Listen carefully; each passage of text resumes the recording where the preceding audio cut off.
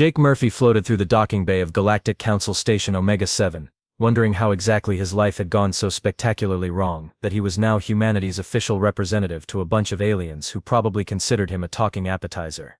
The station was impressive, he had to admit. Massive crystalline spires twisted through artificial gravity fields, while holographic displays showed off what he assumed were either star charts or really expensive screensavers. "Ah, the human arrives," announced Ambassador Vexstar the Mighty, a 7-foot-tall purple lizard wearing enough gold jewelry to fund a small planet's defense budget. His voice carried the kind of pompous authority that suggested he'd never been punched in the face, which Jake immediately wanted to remedy. How quaint that Earth sends us such a small representative. Jake adjusted his standard-issue diplomatic blazer and gave Vexstar his most winning smile. "Yeah, well, all our big people were busy doing important things, like making sure our toilets flush properly. You know, real civilization stuff." Counselor Zix, who looked like someone had crossed a praying mantis with a calculator, clicked disapprovingly. "The human demonstrates typical mammalian irreverence.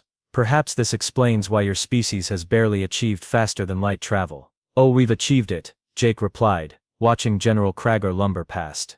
The guy was basically a walking tank with anger management issues, and what appeared to be a small weapons factory strapped to his back. "We just don't feel the need to compensate for anything by building ships the size of small moons." The three alien delegates exchanged what Jake could only describe as meaningful looks, which in his experience usually meant someone was about to suggest something incredibly stupid. He'd seen that look before, back when he was working pest control on the frontier worlds, right before some genius decided to poke the thing that was clearly labeled "Do Not Poke." "Come," Vexstar commanded, his tail swishing with what Jake assumed was supposed to be intimidating authority.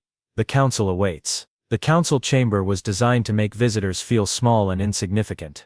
Towering holographic displays showed the vast expanse of galactic civilization, while hundreds of delegate pods floated in perfect formation around a central speaking platform. Jake had to admit it was impressive, in a "we have too much time and money's" kind of way. "The question before us today," Vexstar's voice boomed through the chamber's acoustics, "is whether humanity deserves full membership in our galactic community, or if they should remain on probationary status until they prove their worth." Jake stepped forward, noting how the chamber's lighting made him look even smaller than usual.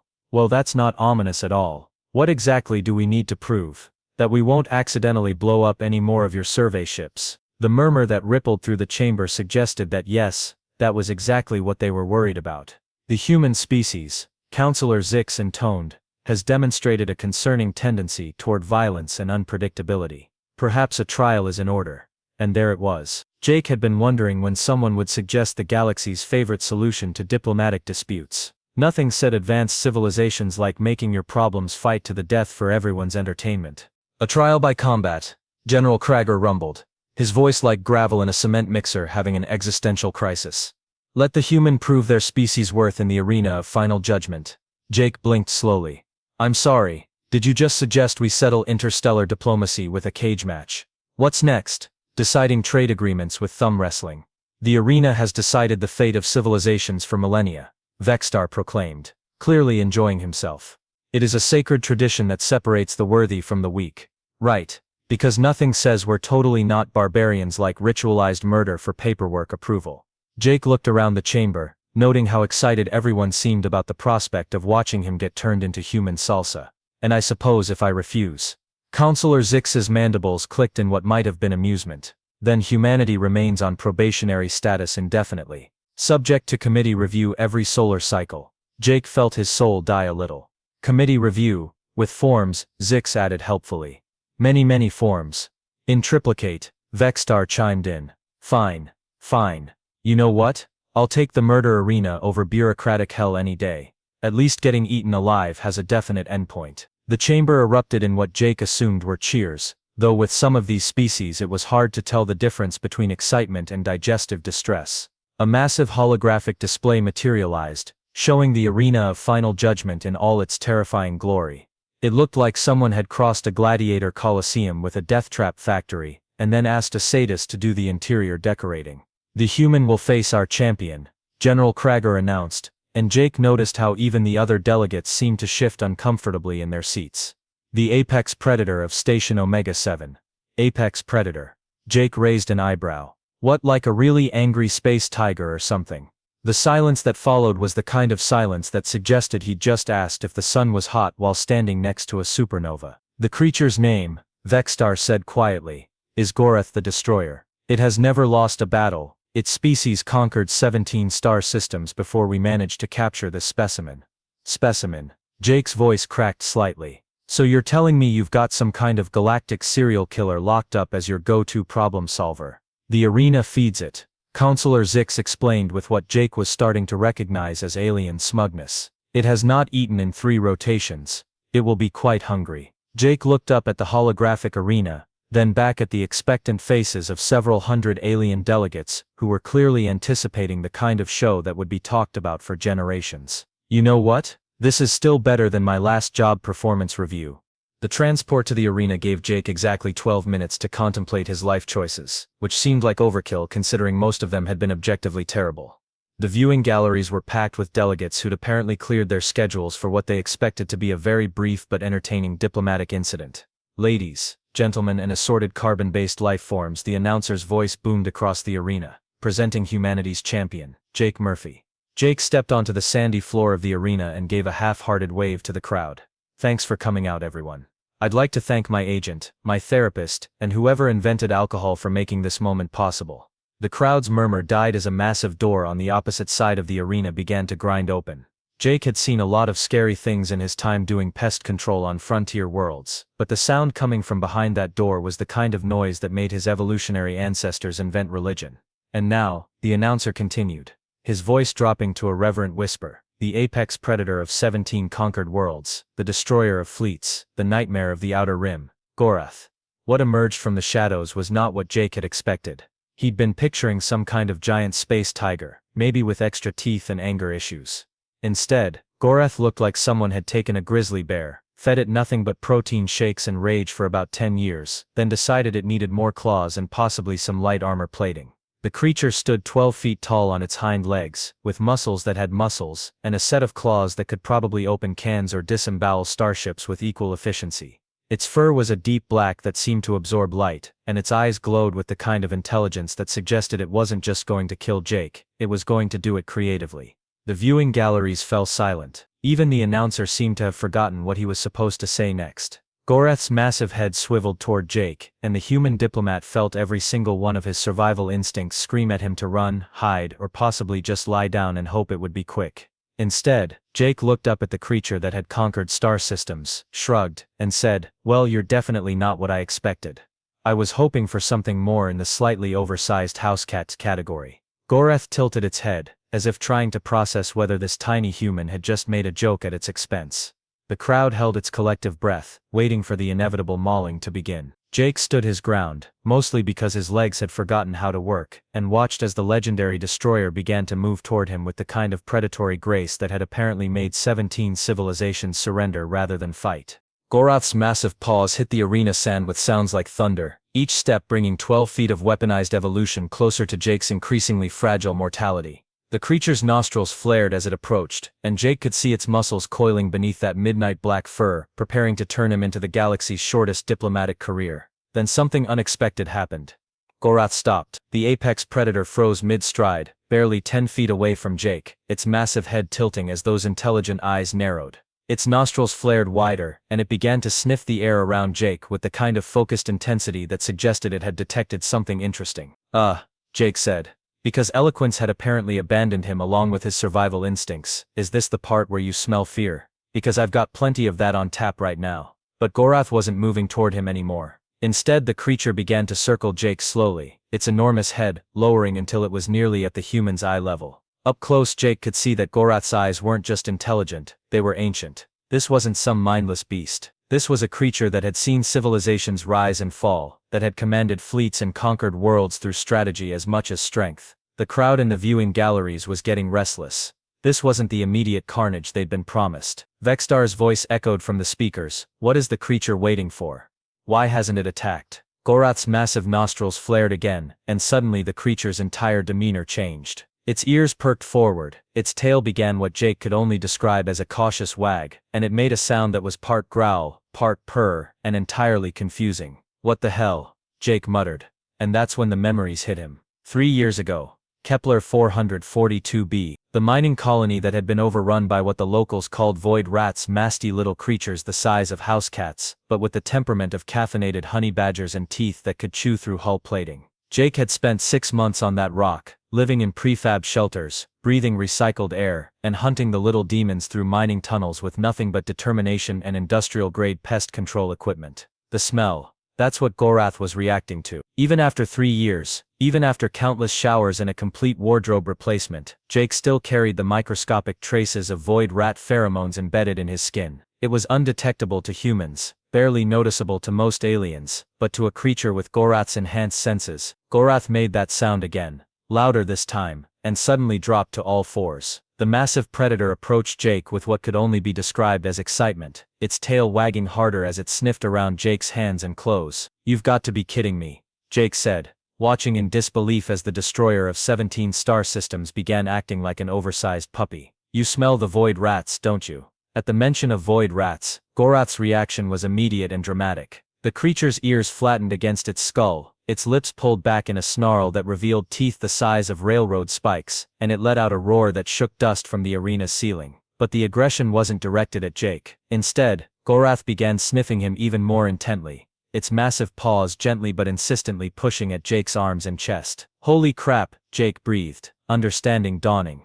"You hate those things as much as I do." The crowd was in chaos now. Delegates were shouting questions, demanding explanations, and generally having the kind of collective meltdown that happens when your entertainment suddenly stops making sense. But Jake barely heard them. He was too busy processing the fact that Gorath, the legendary apex predator, was now gently headbutting him in what appeared to be a display of affection. "Your species," Jake said, looking up into those ancient intelligent eyes, "they're natural enemies of void rats, aren't they? And you can smell that I've killed hundreds of them." Gorath's response was to sit back on its haunches, and in a gesture that nearly gave Jake a heart attack, gently place one massive paw on his shoulder. The creature's expression had completely changed from predatory menace to something that looked almost like respect. In that moment, Jake realized that he wasn't looking at a mindless killing machine. He was looking at a fellow exterminator, a kindred spirit who understood the particular kind of hell that came with hunting creatures that reproduced faster than you could kill them and had absolutely no regard for personal safety or property damage.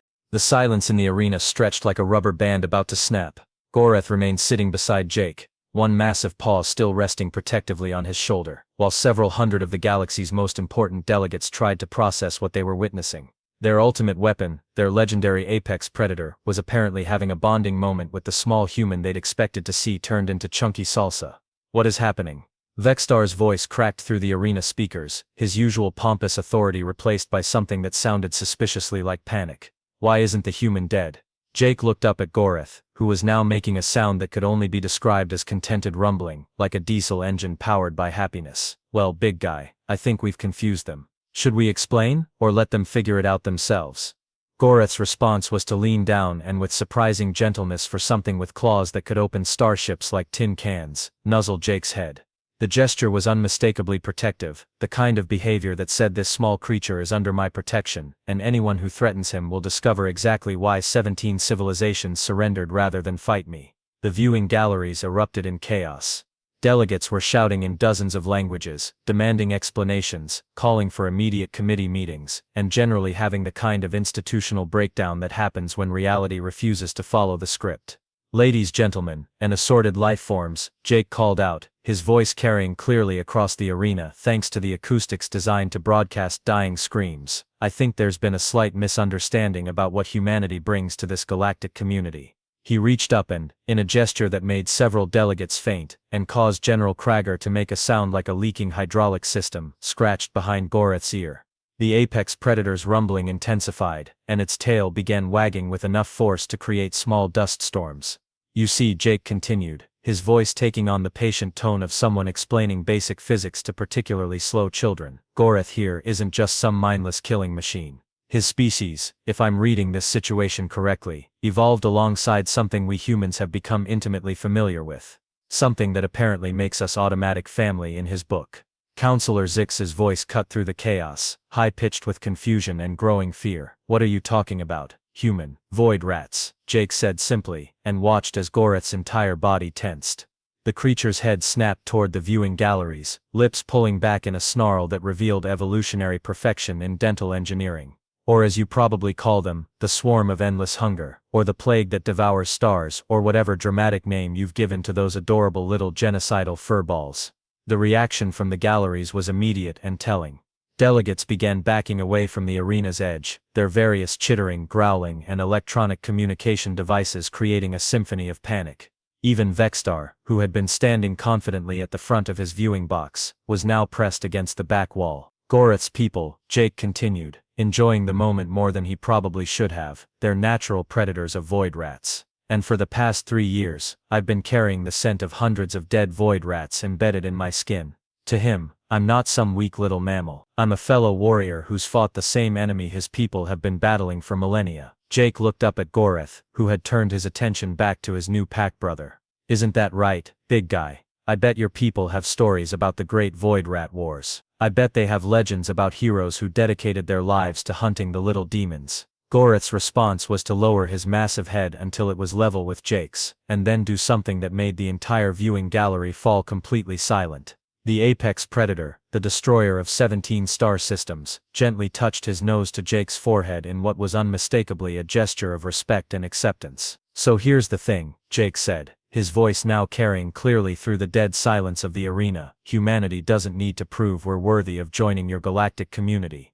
We've already proven we can do something none of you have managed to do effectively. He paused, looking around at the terrified faces in the viewing galleries, then gestured to Goreth, who was now sitting protectively beside him like the galaxy's most dangerous guard dog. We hunt the things that hunt you, and apparently, that makes us family to the scariest creatures in the known universe. So maybe, just maybe, you should be asking us if you're worthy of our protection. Vexstar's strangled voice echoed across the arena. Protection. Jake grinned, and for the first time since arriving at the station, he felt like he was in control of the situation. Oh yes, because if there's one thing I learned in 3 years of void rat extermination, it's that they're everywhere, and they're getting smarter, and hungrier, and you're going to need every friend you can get. The emergency session of the Galactic Council convened exactly 37 minutes after Jake's little speech in the arena, which he was pretty sure was a record for bureaucratic panic response time. The same delegates who had been eagerly anticipating his demise were now falling over themselves to offer humanity everything from full membership to their own personal communication frequencies. Jake sat in what had previously been the defendant's chair but was now being referred to as the honored guest's throne by delegates who were clearly hoping he'd forget their earlier enthusiasm for watching him get eaten. Goreth lounged beside him like a living reminder of exactly why this diplomatic situation had taken such an interesting turn. The motion passes unanimously, Councillor Zix announced, his mandibles clicking with what Jake had learned to recognize as nervous energy. Humanity is granted full membership in the Galactic Council, with all rights, privileges, and most importantly pest control contracts. Pest control contracts. Jake raised an eyebrow, though he was already starting to see where this was going. Vexstar stepped forward, and Jake was amused to note that the ambassador who had been so eager to intimidate him earlier was now maintaining a careful distance of exactly 1 Goreth length from the negotiating table. The Council recognizes that humanity possesses unique skills in dealing with certain, invasive species that have been problematic for our member civilizations. You mean void rats, Jake said flatly. We prefer the term interdimensional vermin, General Kregor rumbled, though he too was keeping a respectful distance from both Jake and his new best friend. They have infested 47 systems in the past solar cycle alone. Our traditional containment methods have proven inadequate. Jake leaned back in his chair, idly scratching behind Goreth's ear while the apex predator made contented rumbling sounds that probably violated several noise ordinances. Traditional containment methods, let me guess. You tried bombing them. The bombing was unsuccessful, Vexstar admitted. Poisoning, also unsuccessful. Setting entire planets on fire, regrettably unsuccessful, and expensive. Jake nodded sagely. Yeah, that's about what I expected. The thing about void rats is they're not just pests, they're an evolutionary success story. They survive everything because they've adapted to everything. You can't out-tech them, you can't outgun them, and you definitely can't outbreed them. He stood up, Goreth immediately rising beside him in a fluid motion that reminded everyone present exactly why this creature had conquered 17 star systems. But you can outthink them, and you can outstubborn them, and most importantly, you can learn to think like them. And humans can do this, Councillor Zix asked, though his tone suggested he already knew the answer. Humans, Jake said with a grin that was equal parts pride and predatory satisfaction, "Are persistence hunters. We evolved to chase things until they died of exhaustion. We're the species that looked at mastodons and said, I bet I can make that into a sandwich if I follow it around long enough. Void rats are just another Tuesday for us." The murmur that ran through the council chamber was different now. Where before it had been dismissive, now it carried the kind of respectful attention that came from recognizing a valuable resource. "The council proposes," Vexstar said carefully, "a formal partnership. Humanity provides extermination services for problematic infestations, and in return receives full membership benefits, including access to our trade networks, technology exchanges, and protective treaties." Jake prompted, because he'd learned that there was always an "and" with bureaucrats. "And exclusive contracts for pest control across all member systems," General Kregor added, his tone suggesting that this was a significant concession, with appropriate compensation of course. Jake looked down at Goreth, who was watching the proceedings with the kind of intelligent attention that suggested he understood exactly what was being negotiated. "What do you think, big guy? Want to go into business together?" Goreth's response was to stand up, walk over to where Vexstar was standing, and very deliberately sit down between the ambassador and Jake. The message was unmistakably clear: the apex predator had chosen his side, and it wasn't with the people who had tried to feed his new pack brother to him. "I think," Jake said, enjoying the way Vexstar was trying not to hyperventilate in the presence of 12 feet of protective predator, "we can work something out. But I have a few conditions." "Of course," Vexstar squeaked. "First, humanity gets full voting rights, not just membership. We're partners, not employees." "Agreed." "Second, Goreth here becomes the official liaison between his species and the council. I think it's time you met some of his relatives." The silence that followed that suggestion was the kind of silence that comes right before someone realizes they've made a terrible mistake. "Third," Jake continued, settling back into his chair while Goreth returned to his side, "we established the Human Goreth Extermination Services as an official council agency. Joint command structure, full diplomatic immunity, and really good health insurance, because this job has some serious occupational hazards." "All agreed," Councillor Zix said quickly, probably before anyone could think too hard about the implications of giving diplomatic immunity to both humans and apex predators. Jake stood up and extended his hand toward Vexstar, who stared at it for a moment before cautiously reaching out to shake it. "Congratulations, Ambassador. You've just made humanity the galaxy's official pest control specialists. I hope you're happy with your decision." As he walked out of the council chamber, Goreth padding silently beside him, Jake couldn't help but reflect on the universe's sense of humor. He'd come to the station expecting to be humanity's most reluctant diplomat, and instead he'd become the galaxy's first professional exterminator ambassador. "You know what the funny thing is," he said to Goreth, as they headed toward the docking bay where Jake's ship was waiting. 3 years ago, I thought hunting void rats was the worst job in the universe. Turns out it was actually preparing me for the best job in the universe." Goreth made a sound that might have been laughter, or agreement, or possibly just gas. With apex predators, it was sometimes hard to tell the difference. Either way, Jake thought as they boarded his ship to head back to Earth with the good news, it was going to be interesting, explaining to his superiors that humanity had just become the galaxy's most important species, because he smelled like the right kind of dead rodents. The universe, he decided, had a seriously twisted sense of humor, and he was perfectly okay with that.